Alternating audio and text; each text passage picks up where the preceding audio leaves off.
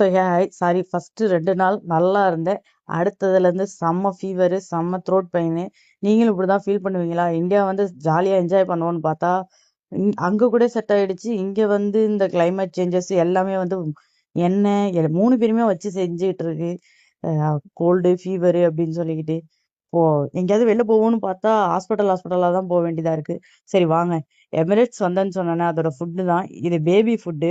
So baby ஃபுட்டை பொறுத்த வரைக்கும் எந்த ஒரு குறையும் சொல்ல முடியாது. அவ்வளோ சூப்பராக இருந்துச்சு. அவன் தூங்கிட்டான். நான் தான் ட்ரை பண்ணி பார்த்தேன். So mashed potato and egg, அப்புறம் வந்து ஒரு ப்ரெட்டு, ஸ்ட்ராபெரி, இதெல்லாமே வச்சுருந்தாங்க.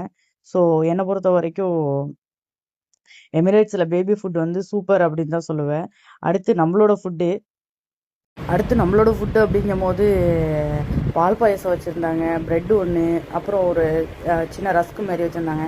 ஆனால் என்ன பிடிக்காத ரவா உப்புமா, வடை கொடுத்துருந்தாங்க. தென் ஓகே, நான் வந்து அந்த லெவல் மோசம்லாம் சொல்லலை. ஃப்ரூட் சாலட்ஸ் வச்சுருந்தாங்க.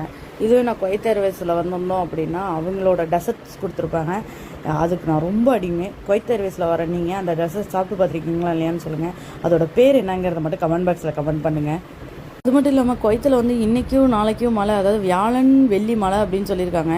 அது உண்மையா இல்லையாங்கிறத குவைத்தில் உள்ள நீங்கள் சொல்லுங்கள் மழை பெய்யுதான்னு. ஏன்னா இங்கே இந்தியா வந்து இறங்குனதுலேருந்து மழை பெஞ்சிக்கிட்டு தான் இருக்கே தவிர ஈவினிங் ஆனால் மழை பெய்ய ஆரம்பிச்சிருது. ஒரு நல்ல ஃபீலிங்காக தான் இருந்துச்சு. குவைத்தில் எல்லாமே மஞ்சளாக, அதாவது மண்ணாக பார்த்துட்டு இங்கே பச்சை கலரு மரம் அதெல்லாம் பார்க்கும்போது அப்பா அப்படின்னு ஃபீல் ஆகுது.